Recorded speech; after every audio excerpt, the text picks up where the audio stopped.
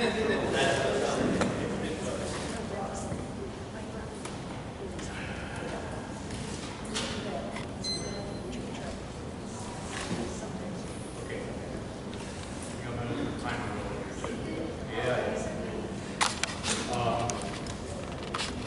just going to talk loud. Is this loud enough for everybody to hear me? It's good? All right. Right, let's see how this works.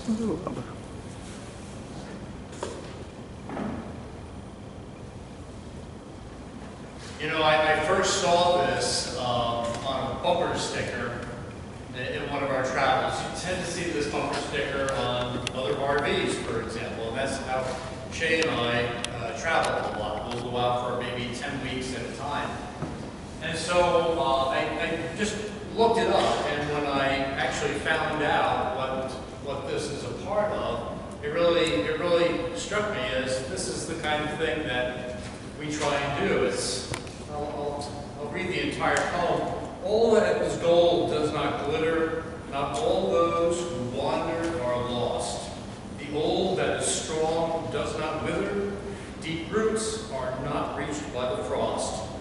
From the ashes a fire shall be woken, a light from the shadows shall spring. Renewed shall be the blade that was broken, the crownless again shall be king. I don't know about you, but that certainly gave me a very positive kind of feeling. You know, sometimes times can seem pretty dark, and a poem like that just really seemed to lift spirits. So I can see how this particular saying, this particular part of the poem, would be something that would attract the attention of people who like to travel, especially travel the way that Shae and I like to travel, which is generally unplanned. We'll go out for up to 10 weeks, as we did this past early spring, without any particular places that we're going to, except the general areas. Particular time, as usual at this time of the year, we'll go to the southwest, simply because it's warm and it's sunny. You want to go away from Rochester at the end of a long, cold winter. So we get out to a number of different places. I'm showing you right here a place called Caprock State Park. We had never heard about this place until we happened to have gone to Palo Duro State Park in Texas, which is not too far from Amarillo. And we just happened to go to an outdoor store one day so that Shae could get a little bit more gear. And just talking to the woman who was working there, she said, you got to go to this place. And sure enough, it was just a gorgeous, gorgeous place, and really wonderful hiking. And it really said a lot about the kinds of places that we typically like to get to. Whoops. Go backwards. Didn't mean to jump so fast. Back. Whoops. I apologize, folks. We're going a lot faster than I wanted to, but okay, there we are. This is Moonrise. This is Moonrise in Death Valley. Sorry, Reinhardt, I'm stealing a little bit of your action right here.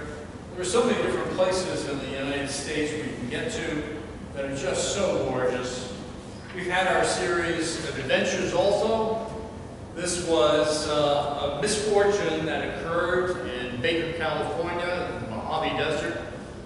Just as we were crossing the I-15, which runs from Los Angeles to Las Vegas. And it's at moments like this that you wonder whether you really should be doing this sort of thing. But you really come to understand who your real friends are when they step up and help you fix the thing in the middle of a steel yard in Phoenix, Arizona for 3 days. So we ended up replacing a busted frame on our trailer. The man underneath there is Tom Young, who I called up when we had this occur to us, and he said, don't worry, stay right there, I'll come and get you. And that's what he did. He came and got us, took us to Phoenix, and for the next 3 days we fixed this thing.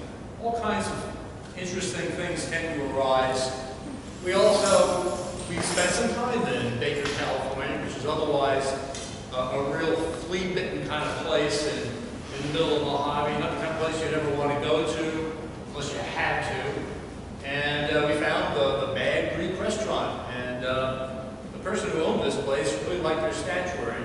I didn't want to tell him this is actually Italian, not Greek, but at any rate, there you have it.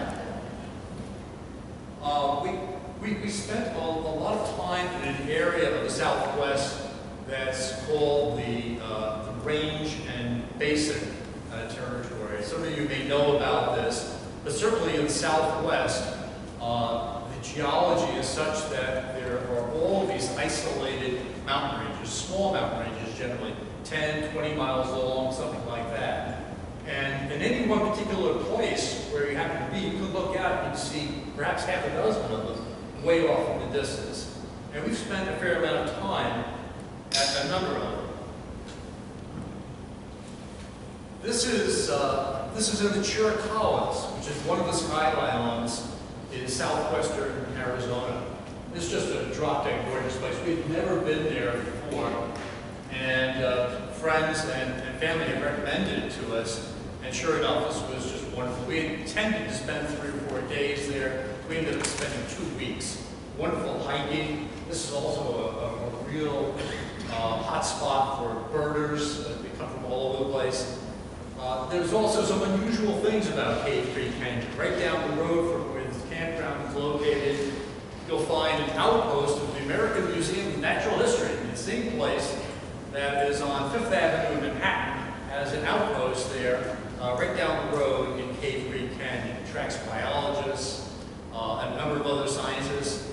Astronomers are attracted to this area too because of the dark skies. It's a very interesting kind of place. Just a panoramic shot of what we saw just from the campground. You just step outside the RV and this is what you're looking at. A little bit more of a panorama right there.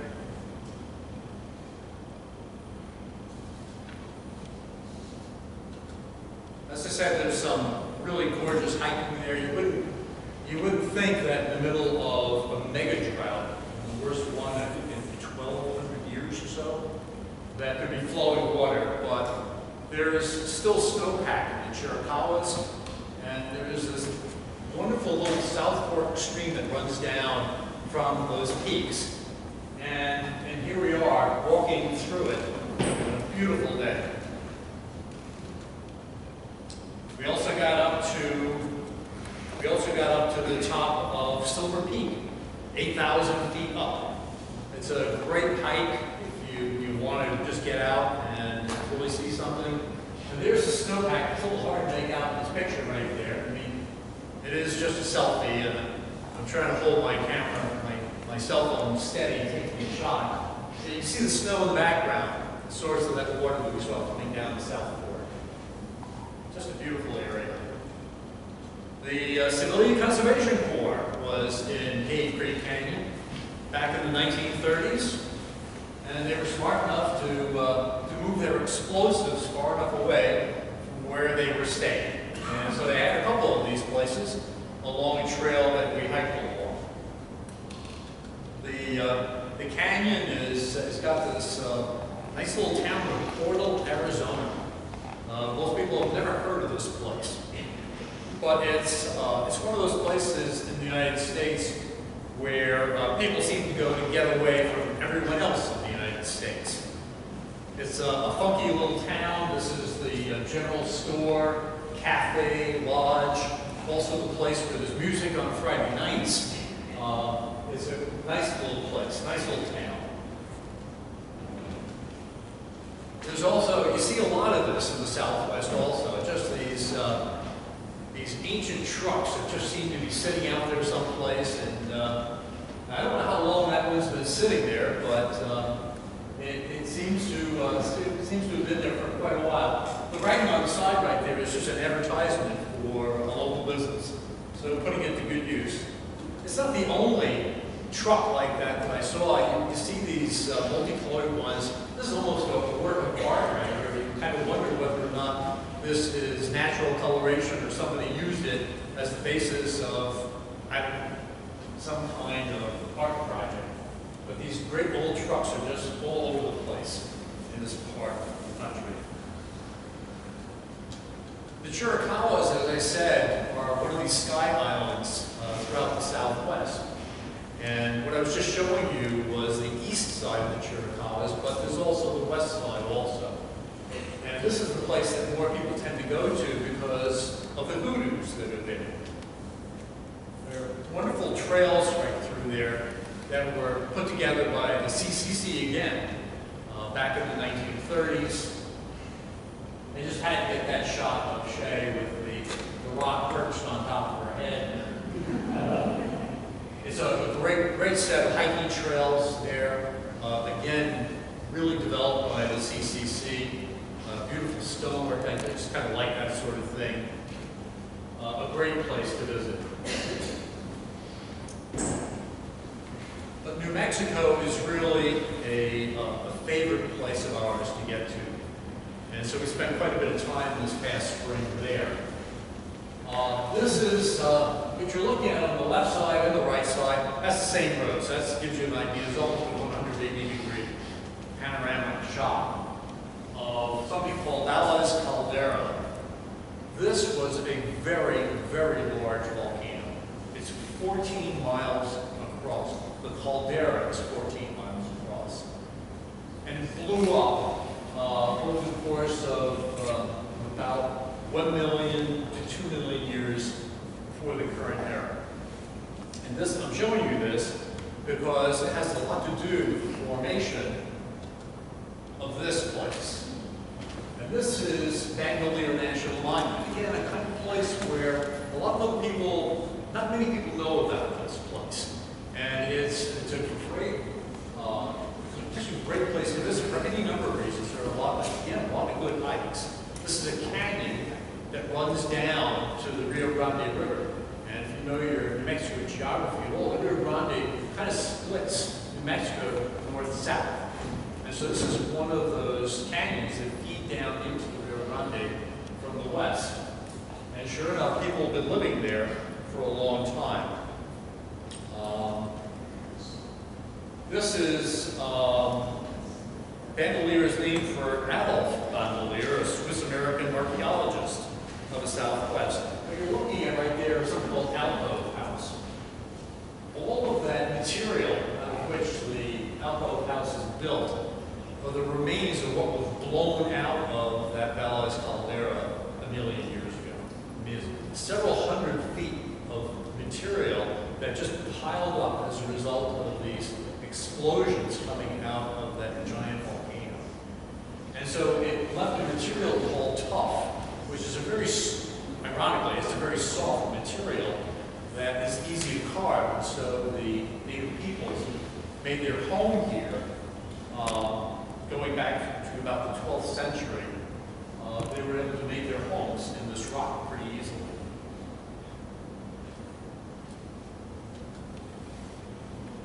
Again, a little bit of a view of the homes and rooms that were able to create in this rock. That's a view of coming down the trail from up where our campground was located, up on top of the Pajarito Plateau. You just think it's a really, really gorgeous trail. Again, built by the CCC. It takes you down into the canyon itself. And what you're looking at right here is, I'm going to try and pronounce this, it's Chioni Pueblo. Okay, this is one of the pueblos that's actually excavated and partially rebuilt. It's really quite large, a couple hundred rooms there, maybe 1,000 people living in this area. Really quite amazing. Another shot of it right here, closer to the end of the day. There are a number of other pueblos there. At an unexcavated pueblo called Frijolito Pueblo, up on top of the mesa right here, is this pueblo has never been excavated. And it's intentionally so, because it's actually, what's left there is preserved a lot better if you don't excavate. But what ends up happening, you can walk around this place, is you find this. Pieces of pottery that might be 800, 900 years old. It's just lying on the ground all over the place. That's a piece of obsidian, which is a black tinted glass. This is a chip that came off of a chunk that was being worked by somebody 800–900 years ago in order to make a cutter. You find these lying all over the place. This is volcanic tuff again. And if you have enough people walking on it over the course of several hundred years, they actually wear a groove right through the rock, a couple feet deep. It's really quite astonishing. The Civilian Conservation Corps was here, as I said, and they left their own mark. This was actually built as a lodge, and today it serves as the visitor center. And I just love the architecture of these places. It's really beautiful southwestern architecture. I mean, a number of the people who worked within the CCC were real craftspeople. Some corbels inside the visitor center, wall-hand carved. But no excursion through New Mexico would be complete without touching upon atomic weapons. And what this is the obelisk that marks the spot where the Trinity test took place on July 16, 1945. This was the first atomic blast ever, and the only one in the continental United States, at least I know of. And this just marks the spot. The only thing that's left here is a slight depression, a couple hundred feet across, and just the concrete stumps that supported the tower that held what was called the gadget 100 feet above before it was blown up. Shae found a couple of pieces of trinitite here, which is a radioactive green glass that was formed by the blast. Most of it was cleaned up. You still find pieces of this stuff here. How many years later? 77 years later. It's really quite remarkable. The project started off at Los Alamos, and what you're looking at right now is the Los Alamos Ranch School, which was a very, very remote school, residential school in Los Alamos, which was just a speck of a town at the time. But Robert Oppenheimer knew of this place, and he knew how remote it was, and he chose it as the place to put the lab that was going to develop the atomic weapon. Yikes. Almost out of time? Yeah, all right. So that's inside the school. Moving right along here. You go get a haircut in Los Alamos. I mean, this whole town is full of scientists, okay? And what are the people waiting for a haircut reading? Yeah. Scientific American.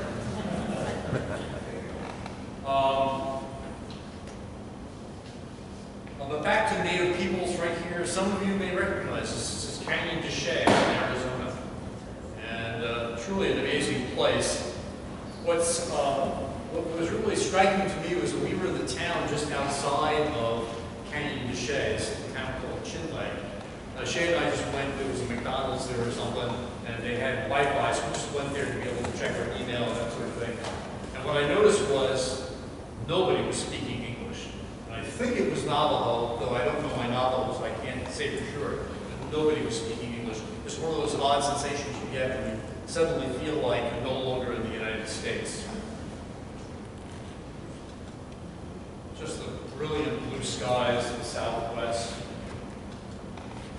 Ruins down in Canyon de Shae. This is what's called White House. Oh, crap. We're in Chaco Canyon all of a sudden. Chaco is also just an amazing place. It's actually in New Mexico. It's not that far from Canyon de Shae, but it's over the border in New Mexico. And this is an amazing place because it apparently was the center of the ancestral